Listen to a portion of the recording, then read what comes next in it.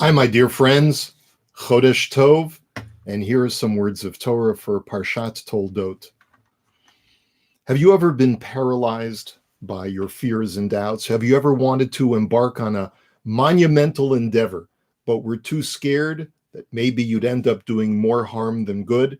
Think of the surgeon who was asked to perform a very delicate surgery, but is worried that his hand may slip and he'll end up killing the patient. Or the scientist who is on the brink of discovering a new form of energy like nuclear fission, but is worried that it will be used to harm others. Or even something more innocuous, like the person who's so worried about losing their investment that they can't bring themselves to make the investment in the first place. Or the person who wishes to write or compose a beautiful piece of prose or music, but is so worried that it will be panned by the critics that she never begins. We all go through bouts of self-doubt that cause us to refrain from doing something truly special, that which we may have been born to do. When we do end up trying something risky and see signs of failure, we can end up falling into great despair.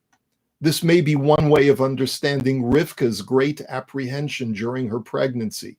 The Torah relates that after a long period of no children, Yitzchak and Rivka were finally blessed with a pregnancy. It's unclear from the verses whether or not Rivka realized that she was carrying twins, but one thing she did know, something wasn't right. The Torah tells us that Vayitrotzatsu habanim bikirba, the children struggled in her womb, meaning that she experienced unusually violent kicking activity. Rashi understands this to mean that this caused her great pain. As a result, the Torah quotes her, Vatomer imkein lama ze anochi. Literally, that means she said, if so, why this, me? Which Rashi interprets this exclamation of being, with pain like this, why did I want to become pregnant in the first place?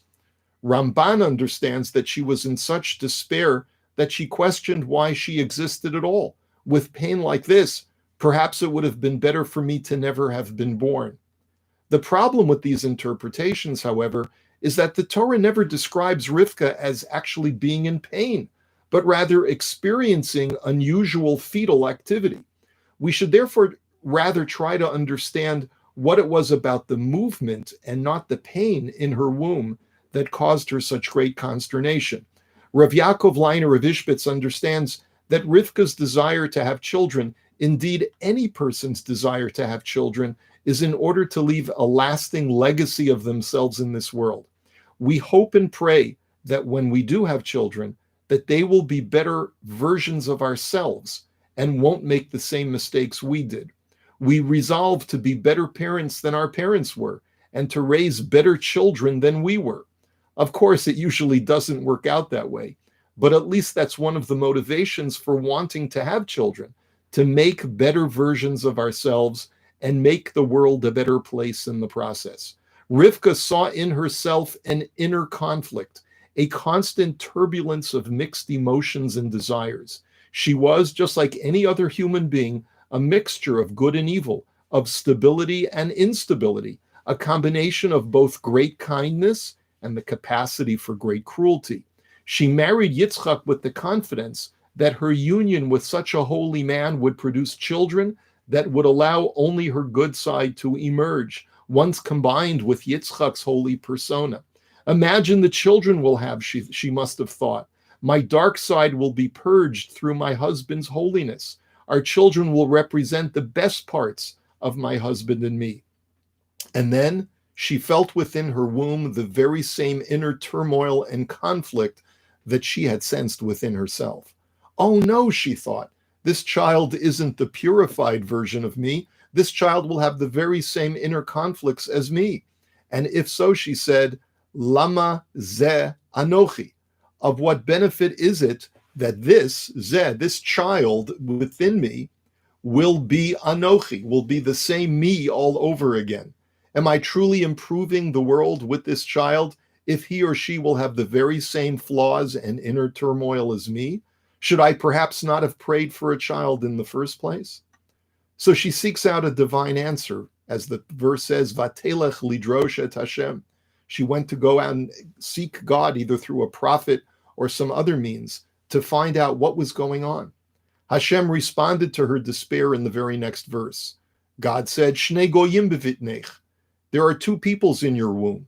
Ushnei le'umim mime'ayach yiparedu, and two nations will part ways from your innards.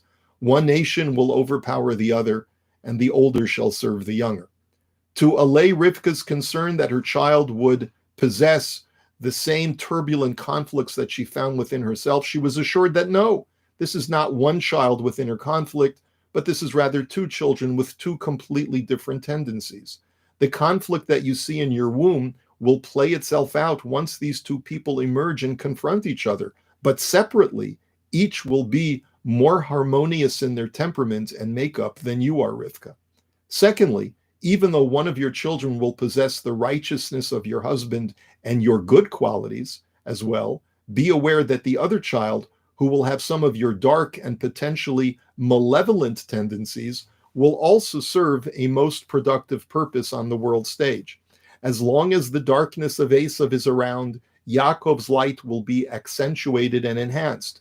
You cannot have light without darkness, and you cannot have the struggle for goodness without the existence of evil that seeks to quash it. And so, Rivka, do not be concerned about the turmoil you are seeing occurring in your womb.